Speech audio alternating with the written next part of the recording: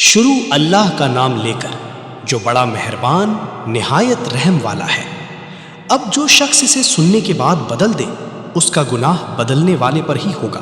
واقعی اللہ تعالیٰ سننے والا اور جاننے والا ہے۔ ہاں، جو شخص وصیت کرنے والے کی جانبداری یا گناہ کی وصیت کر دینے سے ڈرے بس وہ ان میں آپس میں اصلاح کرا دے تو اس پر گناہ نہیں۔ اللہ تعالیٰ بخشنے والا مہربان ہے۔ اے ایمان والو، تم پر روزے رکھنا فرض کیا گیا جس طرح تم سے پہلے لوگوں پر فرض کیے گئے تھے تاکہ تم تقوی اختیار کرو۔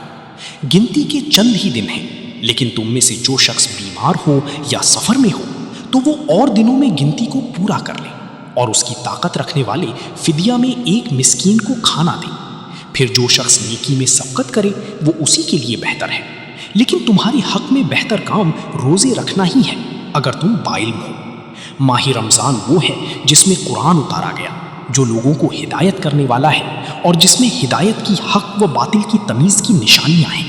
تم میں سے جو شخص اس مہینے کو پائے اسے روزہ رکھنا چاہیے۔ ہاں، جو بیمار ہو یا مسافر ہو اسے دوسرے دنوں یہ گنتی پوری کرنی چاہیے۔ اللہ تعالیٰ کا ارادہ تمہارے ساتھ آسانی کا ہے، سختی کا نہیں۔ وہ چاہتا ہے تم گنتی پوری کرو اور اللہ تعالیٰ کی دی ہوئی ہدایت پر اس طرح کی بڑائیاں بیان کرو اور اس کا شکر ادا کرو۔